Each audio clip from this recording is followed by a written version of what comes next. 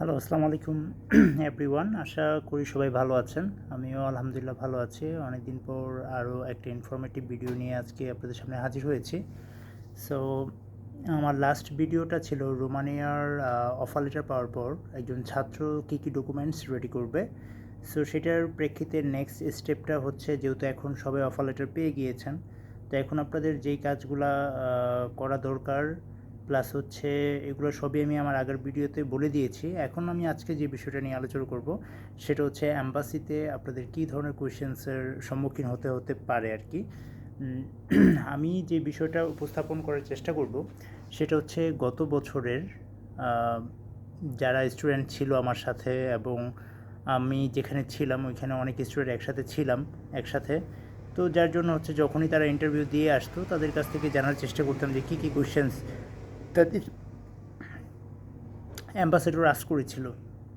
So সেই অভিজ্ঞতা থেকেই হচ্ছে আমি কোয়েশ্চেন্সগুলো আপনাদের সাথে শেয়ার করব।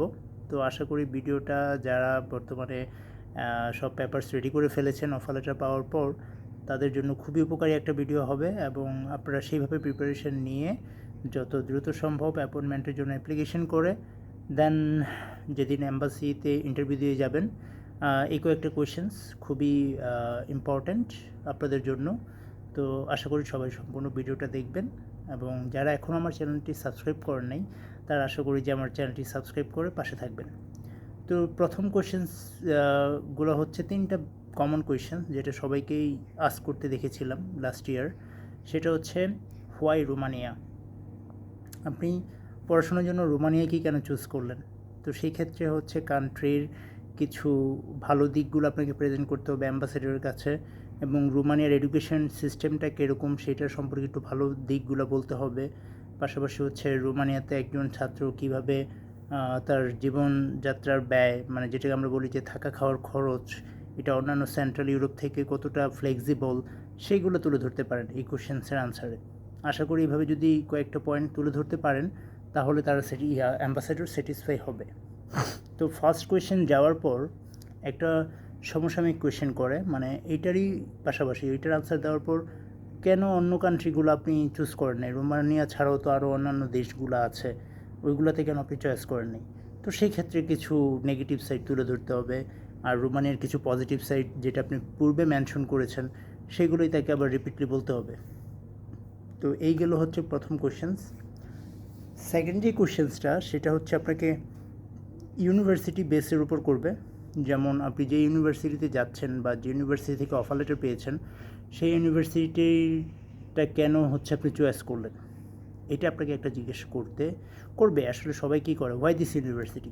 দেন আপনার ইউনিভার্সিটির র্যাঙ্কিং, অথবা ইউনিভার্সিটির education system, university tuition fees, ইউনিভার্সিটির আদার্স যেই ভালো দিকগুলো আছে, এবং এই সাবজেক্টে ইউনিভার্সিটিতে ভাবে কমপ্লিট করার একটা সুযোগ আছে, এই বিভিন্ন মানে পজিটিভ সাইডগুলো বলতে হবে ইউনিভার্সিটির। তো এটা গেল হচ্ছে সেকেন্ড কোয়েশ্চেন্স। থার্ড যে কোয়েশ্চেন্সটা আপনাকে করবে সেটা হচ্ছে, প্রথম কোয়েশ্চেন্স হচ্ছে why Romania, why this university, এবং থার্ড যে কোয়েশ্চেন সেটা হচ্ছে আপনার সাবজেক্ট। আপনি যেই ফিল্ড অফ স্টাডি থেকে অফার লেটারটা পাবেন সেটার উপর আপনাকে কিছু কোয়েশ্চেন্স করবে যে হোয়াই দিস সাবজেক্ট, তুমি এই সাবজেক্টেই কেন পড়াশোনা করতে চাচ্ছ।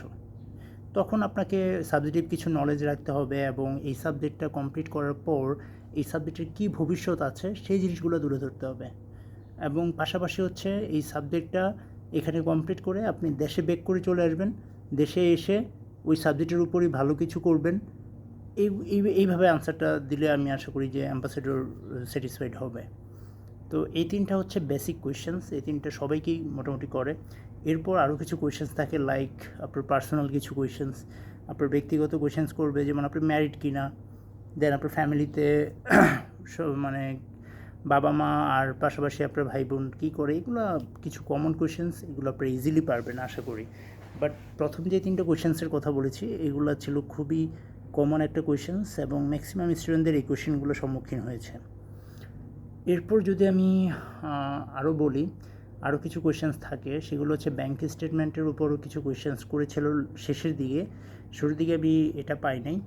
সেটা হচ্ছে কোনো স্টুডেন্টের ব্যাংকের লেনদেন যদি অনেক পরিমাণে থাকে, সাপোজ কী বলে যে অত্যধিক 2 লাখ 3 লাখ করে ট্রানজ্যাকশন হচ্ছে, তাহলে কিন্তু অ্যাম্বাসেডর একটু ডাউট হয় যে আসলে সে স্টুডেন্ট না সে অন্য কিছু, লাইক ব্যবসায়ী বা এরকম কিছু।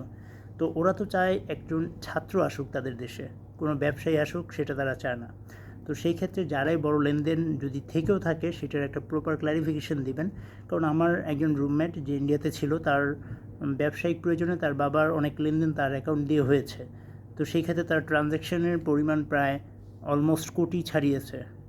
তো এইটা যখন তাকে কোয়েশ্চেন্স করেছে, সে পজিটিভলি জিনিসগুলো সুন্দরভাবে প্রেজেন্ট করতে পেরেছে, যার জন্য কোনো প্রবলেম হয়নি। তো এই ব্যাপারটা একটু মাথায় রাখবেন যারা হচ্ছে ভালো লেনদেন আছে যাদের অ্যাকাউন্টে। আর যদি লেনদেন কম থাকে বা রিসেন্টলি অ্যাকাউন্ট ওপেন করেছেন, তাদের কোনো সমস্যা নেই।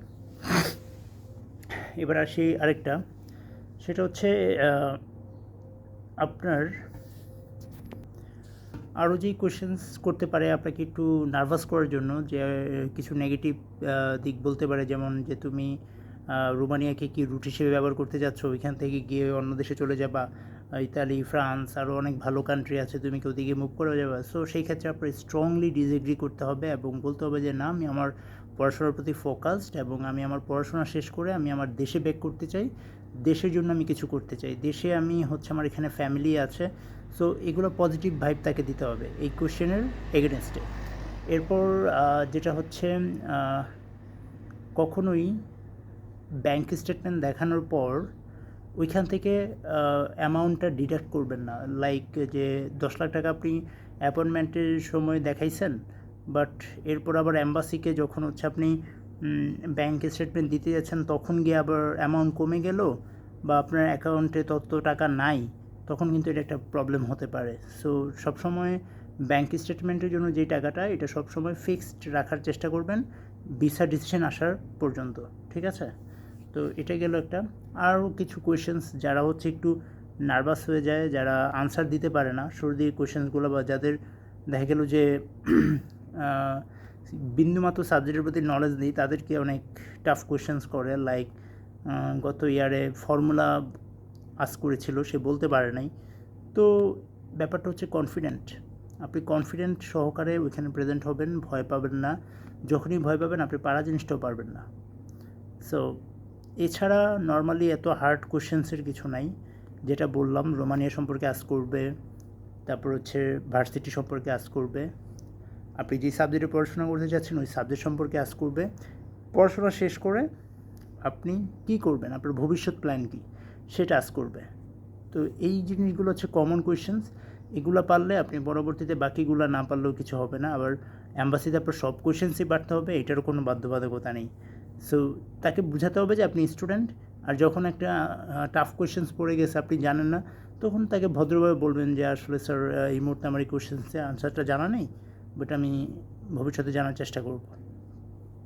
তো এই ছিল আজকের ভিডিও। আশা করি সবাই ভালো থাকবেন, সুস্থ থাকবেন এবং আমার জন্য দোয়া করবেন যাতে আমি আরও ইনফরমেটিভ ভিডিও আপনাদেরকে উপহার দিতে পারি। পাশাপাশি হচ্ছে সবাই একটা বেস্ট ইন্টারভিউ দেওয়ার জন্য নিজেকে তৈরি করেন এবং সবসময় পজিটিভ থাকবেন, বিকজ আমি একটা জিনিস বিশ্বাস করি, পজিটিভ ব্রিংস পজিটিভিটি। ওকে, সো পজিটিভনেস সবসময় নিজের মধ্যে ধরে রাখতে হবে, তাহলেই হচ্ছে আপনার ভালো কিছু প্রত্যাশা করতে পারবেন এবং ভালো কিছু আপনার কাছে আসবে। তো সবার ইন্টারভিউ যাতে ভালো হয় সেই কামনায় আজকের ভিডিও এই পর্যন্তই। সবাই ভালো থাকবেন, সুস্থ থাকবেন। আল্লাহ হাফেজ।